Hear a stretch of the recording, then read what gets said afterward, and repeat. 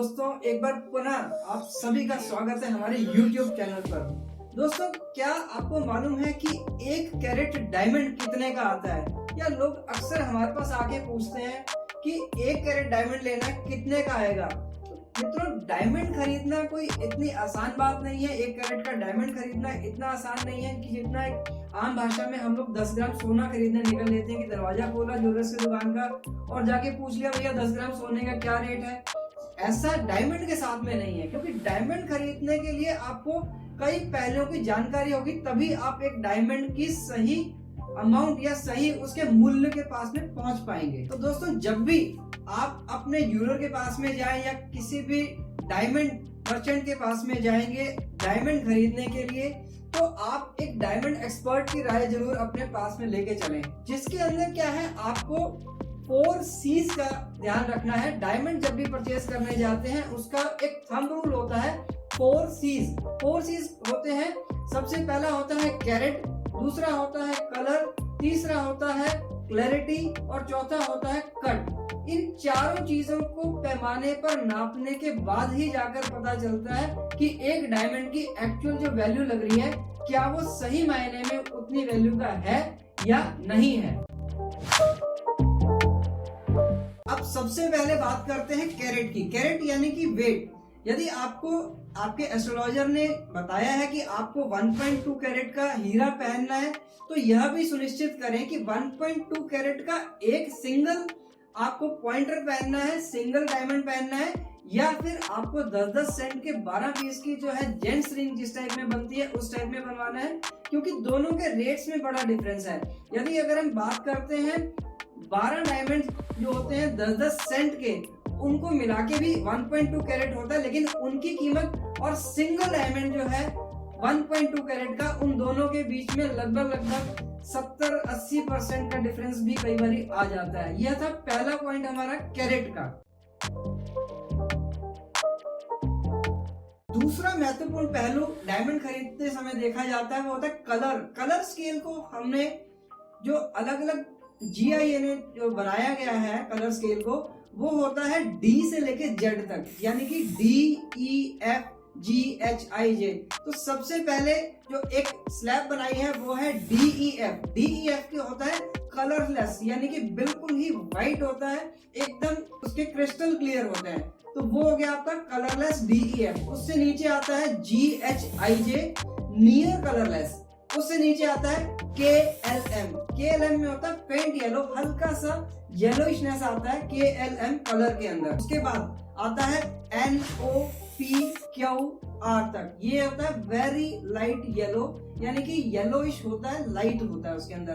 और उसके बाद में S से लेकर Z तक आता है, जो कि येलो या फिर ब्राउन डायमंड के उसके अंदर कलर्स के अंदर आ जाता है।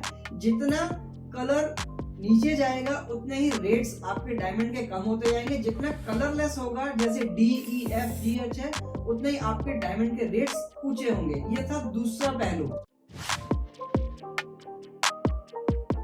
तीसरा पहलू आता है क्लैरिटी स्केल। जी हाँ, क्लैरिटी स्केल यानी कि आपके डायमंड के अंदर क्लैरिटी कितनी है। आपके डायमंड को यदि हम लेंस से 10.1 लेंस से देखते हैं तो उसके अंदर इंक्लूजन्स कितना है, उसके अंदर स्पॉट्स कितने हैं।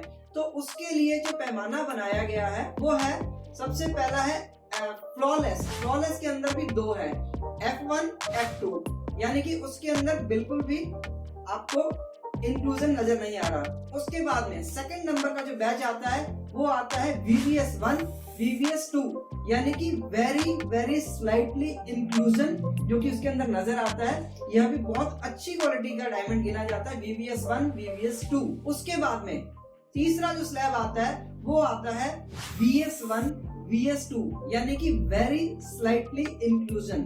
इसके बाद में जो और नीचे आता है जो कि आम प्रचलन में चलता है वो है SI1 एंड SI2। SI1 यानी कि स्लाइटली इंक्लूजन, अंदर उसके जो भी स्पॉट्स नजर आते हैं अगर आप लेंस से देखेंगे, और स्लाइटली इंक्लूजन 2। उसके बाद में नीचे आता है I1, I2 और I3, जो कि सबसे नीचे के जो ग्रेड्स होते हैं। इसका मतलब होता है इसके अंदर जो इंक्लूसिव है, कुछ पार्टिकल्स जो कि नजर आते हैं लेंस से देखने पे। तो यह जो चार्ट है यह दर्शाता है आपके डायमंड की क्लैरिटी को। तो जितना फ्लॉलेस VVS 1 पे जाएगा उतना ऊंचा उसकी कीमत होगी डायमंड की, और जितना आप नीचे SI1 SI2 या I1 I2 I3 पे जाएंगे उतने ही आपके डायमंड की कीमत नीचे मानी जाएगी। अब आता है 4th C यानी कि कट।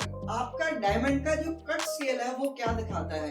अगर डायमंड की कटिंग बहुत अच्छी है, जिसकी ऊपर से रेज आती है और ऊपर चली जाती है, that is called its excellent cutting. उसके बाद में आता है ऊपर से रेज आती है, थोड़ी सी साइड में चली जाती है, it is very good cutting. उसके बाद में थर्ड आता है आपके डायमंड की जो कटिंग है फेयर है, अगर ऊपर से रेज आती है और साइड में चली जाती है। और पुअर होता है, बिल्कुल ऊपर से कटिंग आती है और इधर उधर जाके साइड्स में चली जाती है, दैट इज पुअर। यानी कि excellent, very good, good, fair और उसके बाद में आता है पुअर। तो यह 4 मैंने आपको चीजें बताई हैं, carat, colour, clarity and cut, जिसके आधार पर डायमंड के भाव पता चलते हैं, डायमंड का रेट पता चलेगा कि आपका 1 कैरेट डायमंड की कीमत क्या होगी। एक पहलू और है जिससे आपके डायमंड की कीमत भी पता चलती है। तो यह जो पहलू है यह है डायमंड की शेप का।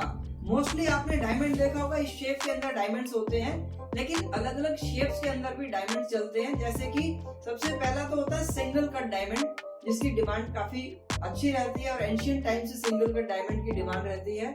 उसके बाद आता है brilliant cut, question shape diamond होता है, जो कि स्क्वायर से थोड़ा सा मिलता जुलता होता है, उसके एजेस नहीं होते हैं और ऊपर से एजेस चारों साइड से उसके राउंड होते हैं, लेकिन स्क्वायर जैसा होता है। फिर आता है हार्ट शेप। हार्ट शेप जो है काफी चलता है, पेंडेंट्स के अंदर चलता है हार्ट शेप, और टॉप्स वगैरह बनाने के लिए उसमें हार्ट शेप चलता है। इसके अलावा प्रिंसेस होता है स्क्वायर डायमंड, बिल्कुल स्क्वायर डायमंड होगा जिसमें चारों कोने बराबर होते हैं, उसे कहते हैं प्रिंसेस कट डायमंड। पियर शेप यानी कि जैसे बूंद होती है उस टाइप का जो होता है वो पियर शेप होता है, इस टाइप की शेप, उससे पियर शेप बोलते हैं। और ब्रैकेट होता है रेक्टेंगुलर शेप का डायमंड, उससे ब्रैकेट्स बोलते हैं। तो अलग अलग शेप्स के कारण भी डायमंड की वैल्यू निर्धारित की जाती है, अलग अलग शेप्स के कारण भी। ये 4 पहलू मैंने बताए आपको, और इसके अलावा बताए आपको डायमंड की शेप का। तो एक आम इंसान या आम व्यक्ति जब भी डायमंड खरीदने जाए तो इन सभी चीजों का पहलू जाने, और वो जानेगा कैसे।